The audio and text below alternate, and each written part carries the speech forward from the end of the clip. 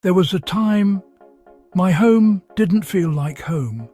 There were arguments every day over small issues that ended up bringing silence for days. No talking to each other, just living under one roof, but like strangers. Distance began to dwell where love used to be. My home became an uncomfortable place to be. I cried out to God, asking Him to heal my broken home, to restore peace, love, joy, unity, and harmony. One night I read Isaiah 61 verse 7. "Instead of your shame, you will receive a double portion." And I told God, I believe you can restore what feels lost.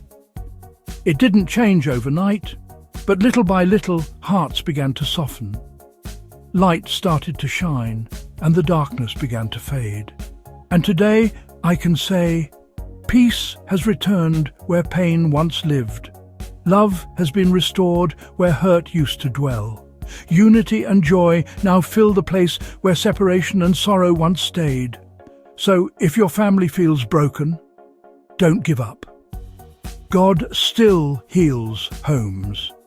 He restores what the enemy tried to steal. If you believe God restore homes, activate your faith and receive restoration in Jesus' mighty name. Amen.